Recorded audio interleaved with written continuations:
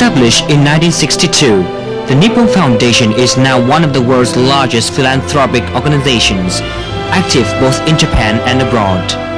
In Vietnam, for over 10 years now, the Nippon Foundation has provided prosthetics and orthotics to war victims and disabled persons in central and northern Vietnam.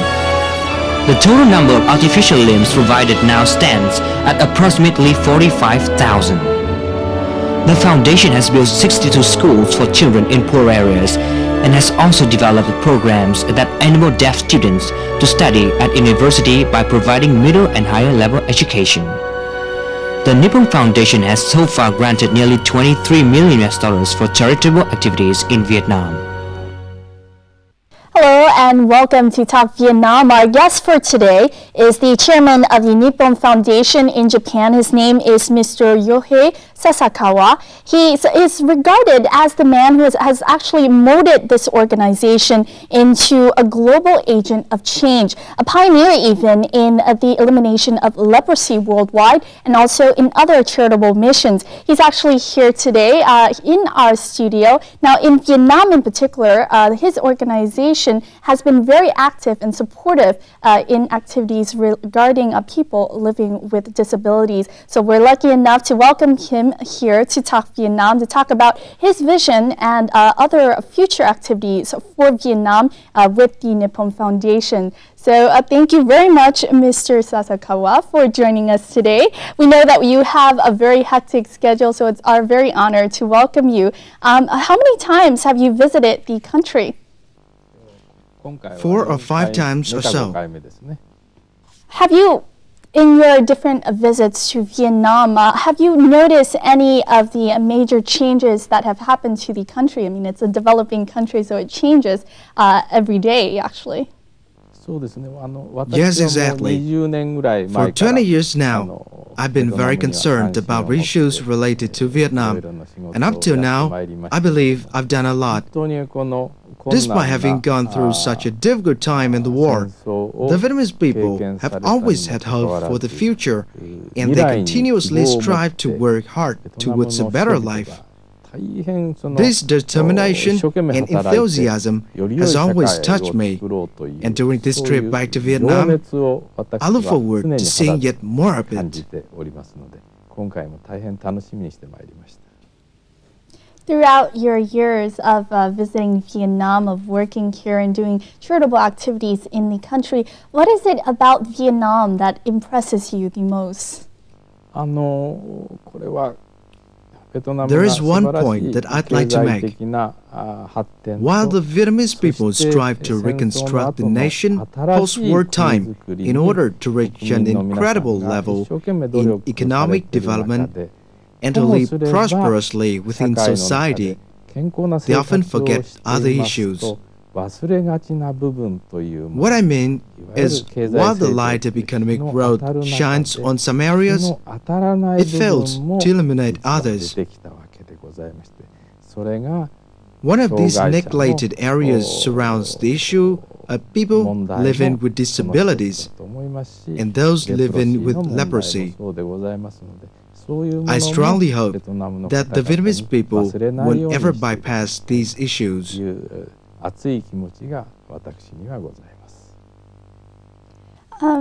Now with the visit this time, I know that you said you just arrived in Hanoi. Could you brief us on the main purpose for this visit? There have been many people who have encouraged me to contribute to Vietnam, but the most important person has been Mr. Trần Văn Ca, a Vietnamese American. Ca himself has overcome many difficulties during his life in the U.S. before returning to his birth country in order to do something for his homeland.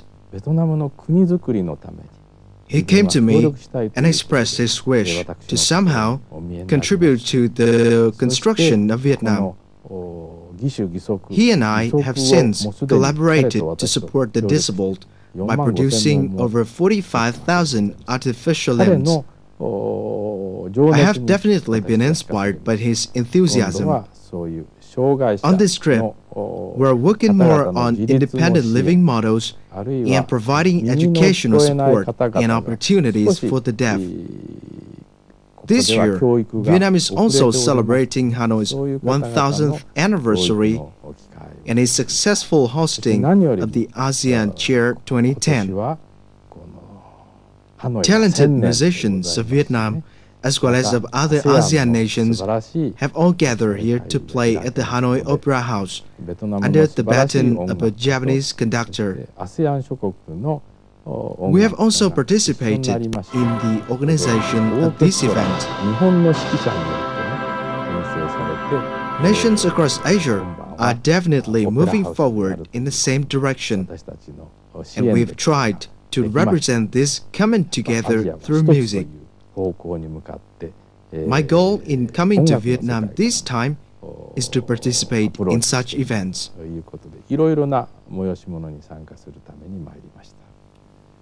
Now, talking about this particular visit to Hanoi, I know that you visited as part of your visit here the Hanoi Independent Living Center, and he had a very touching meeting here. So we'll take a look at some of the footages from this meeting in the following.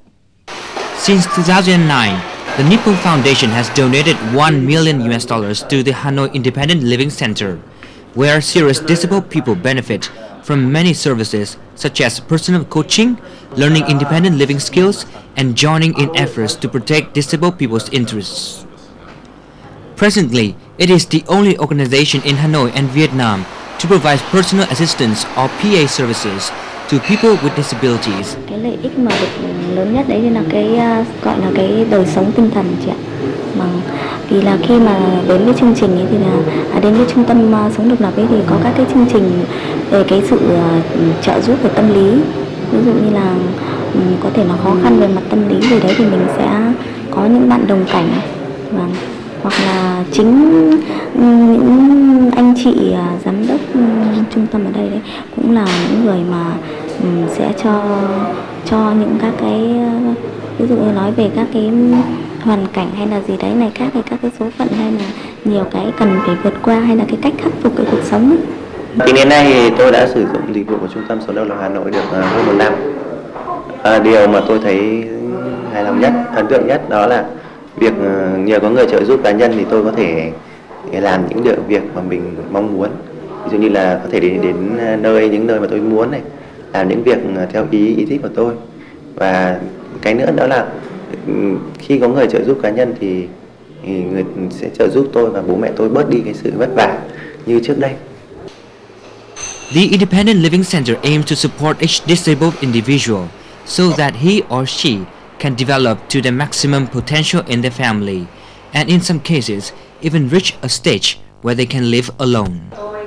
The training starts with the basics, for example, doing such practical things as dressing and undressing oneself, as well as being able to ask for help without embarrassment to use a public toilet. Moreover, the center will be a voice to ensure the equal rights of disabled people to have access to their home, transport, community works, entertainment facilities, health care, and social services. Đây là một cái sự thành công là ở cái khía cạnh là một cái trung tâm của người khuyết tật cung cấp dịch vụ cho người khuyết tật. Nó thay đổi cái cách nhìn là thông thường là khuyết tật cái dịch vụ hỗ trợ ấy, nó phải đến từ những cái trung tâm bảo trợ của nhà nước, và cái người mà nhận dịch vụ ấy cảm thấy mình được là một cái đối tượng của sự từ thiện. Thế còn đây ở trung tâm sống độc lập thì người ta cảm thấy người ta trở nên thành một con người độc lập và con người có khả năng, thậm chí có uy tín và có rất nhiều cơ hội.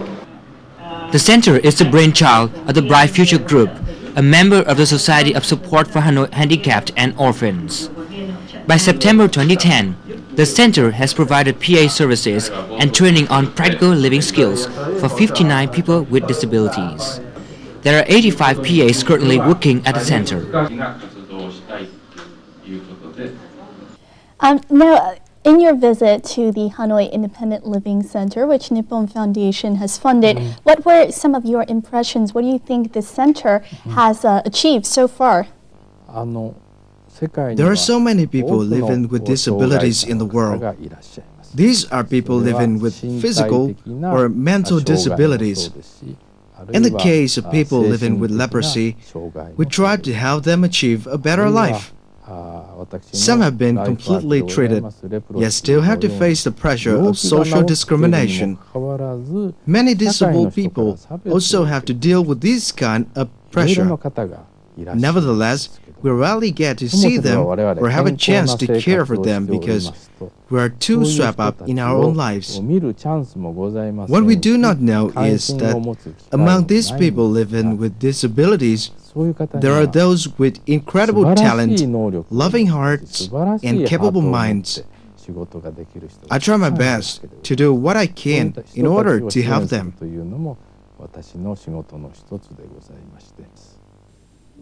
Now, with this model, I know that another model of its kind, another independent living center, just opened in Ho Chi Minh City in August. Do you think this model will be expanded throughout other parts of Vietnam? Thank you for your wonderful question. We have actually proposed to the government of Vietnam the idea of having certain laws pertaining to the disabled who have the capacity to live independently. The government has welcomed this proposal.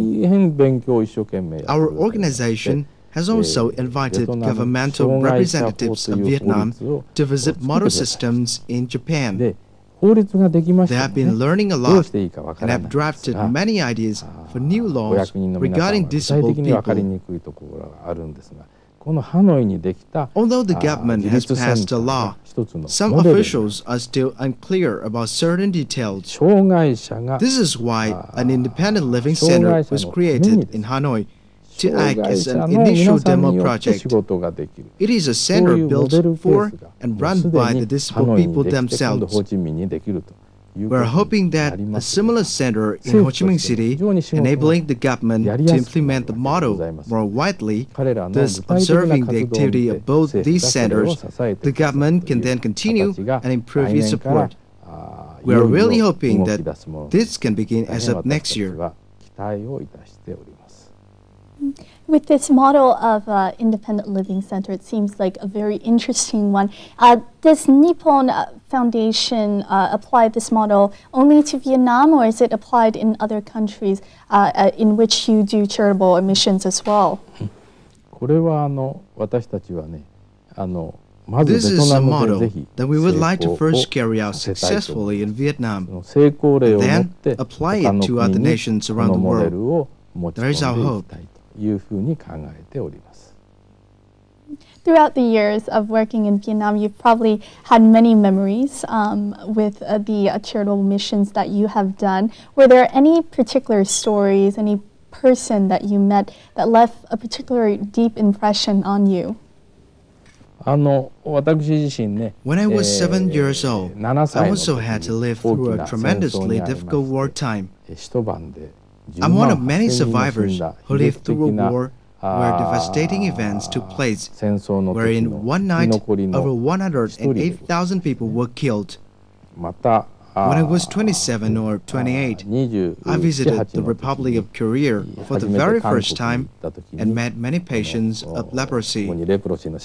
From these early impressions, I developed the urge to do all that I can in order to help those living in disadvantaged conditions, those usually forgotten in the shadows of life, and those who are disabled. Meeting these people gives me a special sense of motivation. They are reason for which I spend a third of each year to help marginalized people living in developing countries. They are the ones who have always encouraged me on. I believe that the patients of leprosy and those taking care of them are truly inspirational to me. They provide me with the courage to continue my work. The NIPPON Foundation, as we said, has been a pioneer here in Vietnam in supporting and helping people living with disabilities. Now, the NIPPON Foundation has also given a helping hand to the hearing impaired here in the country. It has enabled deaf students to study at university by providing both middle and high-level education. We'll find out more about this in the next report. Nowhere else can you see this image. The students are singing Vietnam national anthem by sign language.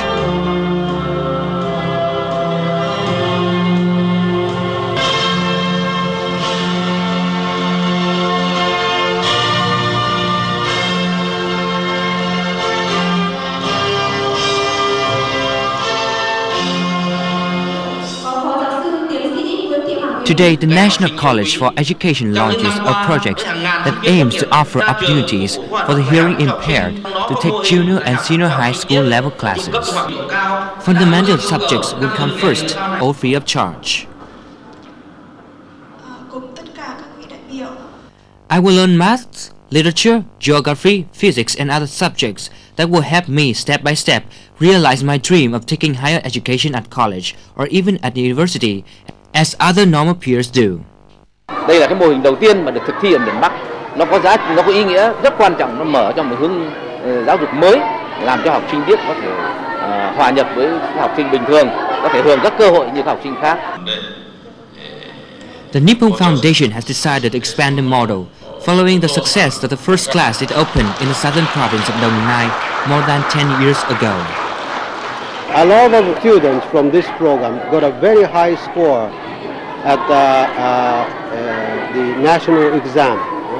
One good example is that when they graduated junior high education, one student got the highest position in the whole province, where more or less, I think something like 1,000 students sit for the exam. And it's not only for the deaf student, of course. Out of our program, something like 15 students sit together with almost 1,000 hearing students. After the first project, 11 hearing impaired students graduated from university so far. Instead of cash funding, the NIPPON Foundation donates facilities and technical assistance. It sends experts to help realize the project and sponsors Vietnamese teachers' trips to the US to learn and practice in sign language schools.